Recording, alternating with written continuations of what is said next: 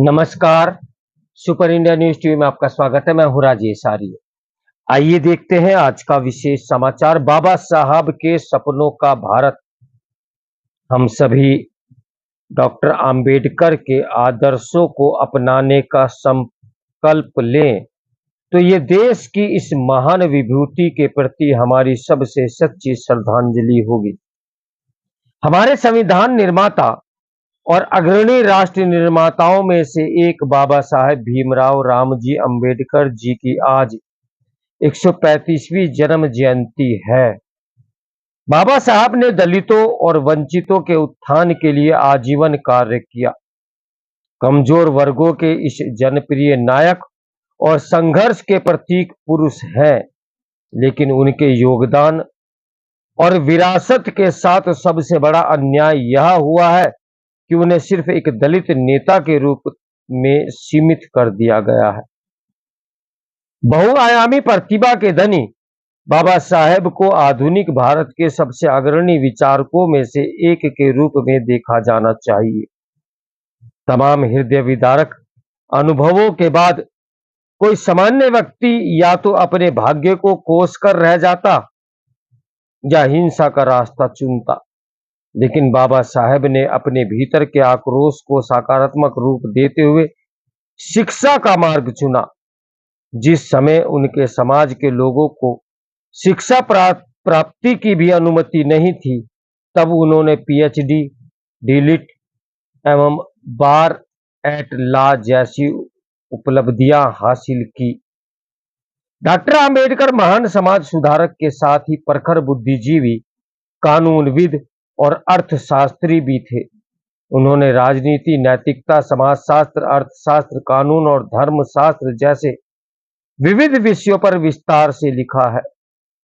वह चाहते तो विदेश में आकर्षण वेतन प्राप्त कर अपना जीवन सुखपूर्वक व्यतीत कर सकते थे, लेकिन उन्होंने मातृभूमि को अपनी कर्म भूमि बनाया। उनका स्पष्ट मानना था कि चरित्र शिक्षा से भी ज्यादा महत्वपूर्ण है। वे मानते थे कि किसी शिक्षित व्यक्ति में विनम्रता की कमी हो तो वह हिंसक जीव से भी अधिक खतरनाक होता है, और उसकी शिक्षा से यदि गरीबों की हानि हो तो वह व्यक्ति समाज के लिए अभिशाप है। वह एक महान संस्थान निर्माता भी थे। संविधान निर्माण के केंद्र में रहने के अतिरिक्त भारतीय रिजर्व बैंक और केंद्रीय जल आयोग जैसी संस्थाएं उनके चिंतन एवं दूरदर्शिता की ही देन है।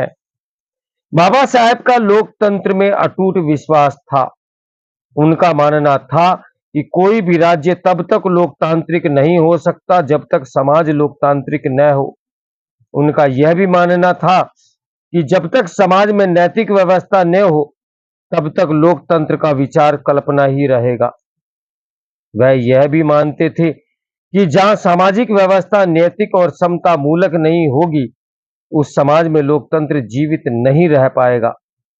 सामाजिक सुधारों के लिए भी वह प्रतिबद्ध थे, क्योंकि भारत के भविष्य, लोकतंत्र और अर्जित स्वतंत्रता को लेकर उन्हें बड़ी चिंता सताती थी। उनकी आशंकाएं संविधान सभा में उनके अंतिम भाषण में व्यक्त भी हुई है। इसमें उन्होंने कहा है कि हमें अपने खून की आखिरी बूंद तक स्वतंत्रता की रक्षा के लिए दृढ़ संकल्पित होना होगा।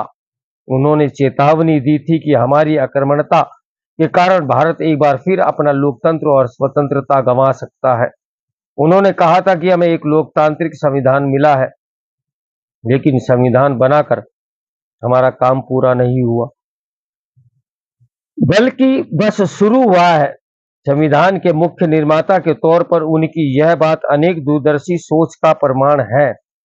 बाबा साहब की दिखाई लोकतंत्र की राह पर देश निर्बाध आगे बढ़ता रहा, मगर आज कुछ लोग धर्म, जाति, भाषा आदि के आधार पर सामाजिक विभाजन के कुप्रयास में लगे हैं।